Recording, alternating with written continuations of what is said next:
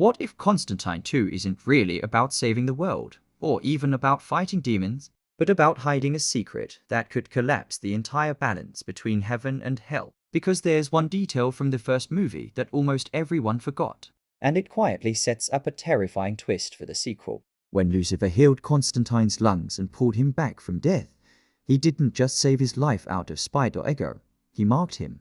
Not physically, not with a visible symbol, but spiritually, as someone who crossed the border between hell and earth and came back with unfinished business.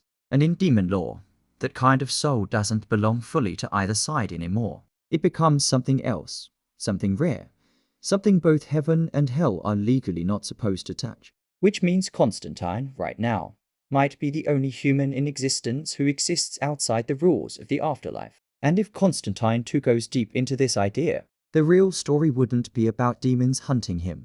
It would be about both heaven and hell trying to quietly erase him before anyone else finds out what he really is.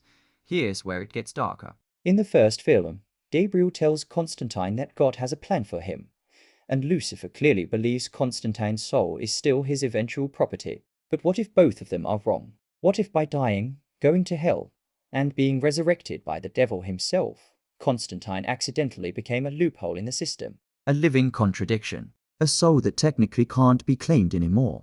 And if that's true, then Constantine 2 could reveal that his very existence is destabilizing the cosmic order.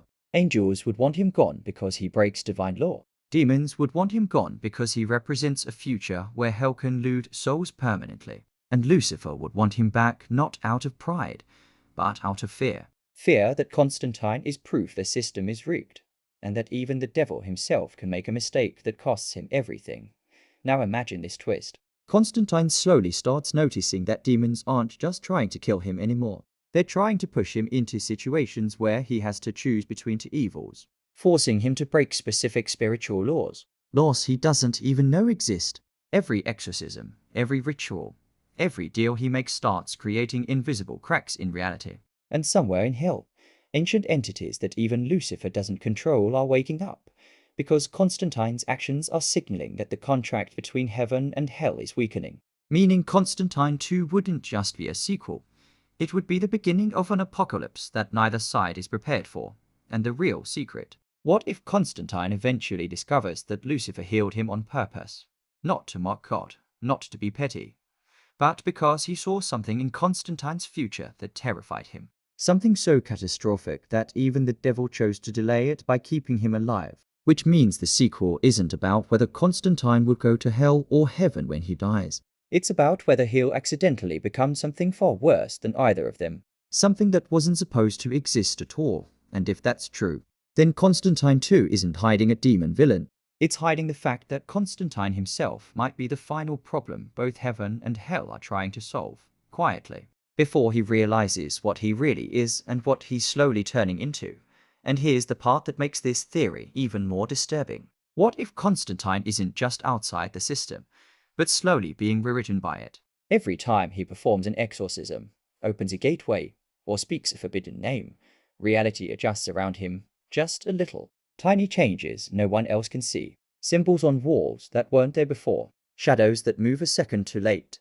Angels that hesitate when they look at him, like they're not sure what category he belongs to anymore. And Constantine starts realizing that spells which used to drain his life force barely affect him now, while others that should be harmless nearly kill him. Meaning his soul is mutating, adapting, becoming something that doesn't follow the same rules as humans. Angels or demons? Then imagine this reveal in Constantine 2. He discovers an ancient text, older than heaven and hell's current hierarchy, describing a forbidden state of existence called a null soul, a being who has died, been claimed, and then returned, severing all legal ownership of the soul. According to the text, null souls were erased from history because they eventually gained the ability to rewrite spiritual contracts, cancel demon deals, and even block angels from intervening in human affairs. Entire was in hell were fought to eliminate the last one, and the horrifying realization hits. Constantine fits every single condition described in that book,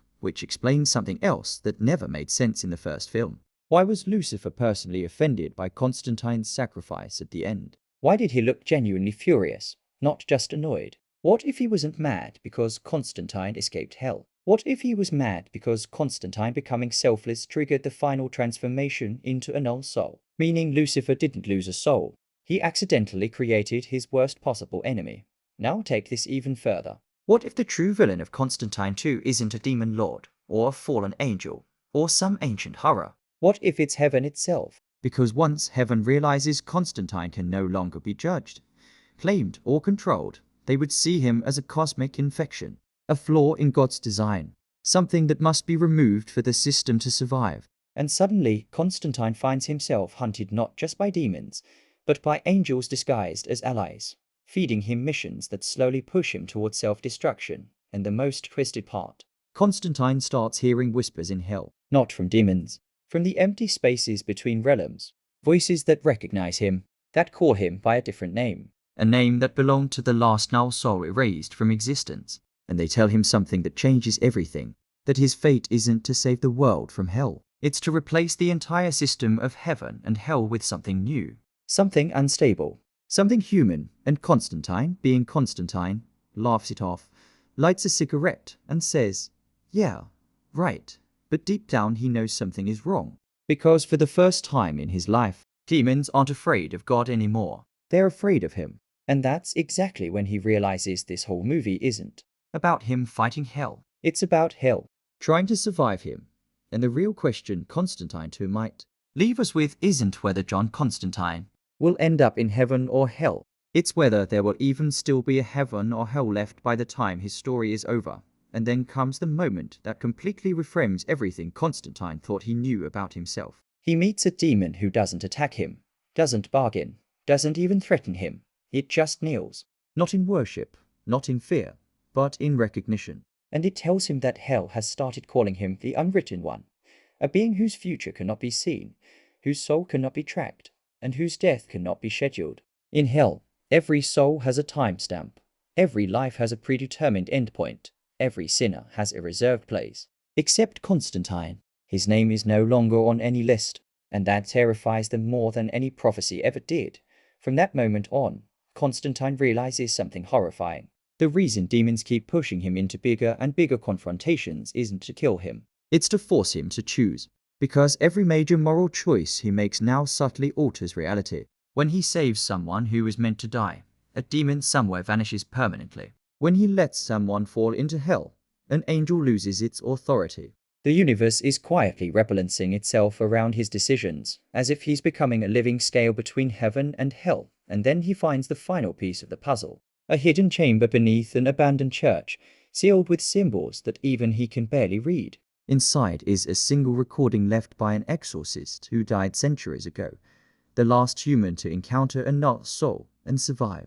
And the message is simple, terrifying, and meant only for him. If you are hearing this, it means the cycle has begun again. You are not meant to fight demons. You are meant to uplift God's system. Heaven and hell are temporary solutions. You are the correction. That's when Constantine understands the real reason Lucifer healed him. Not to mock God, not to win a soul, but because Lucifer saw the end of hell itself in Constantine's future. And by bringing him back, he was trying to delay the inevitable, to push the apocalypse of the afterlife just a little further down the road.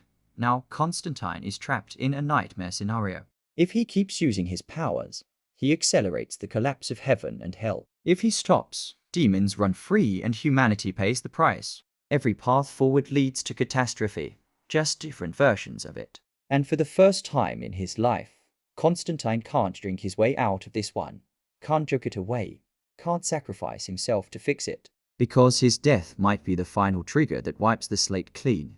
And that's exactly where Constantine 2 could end.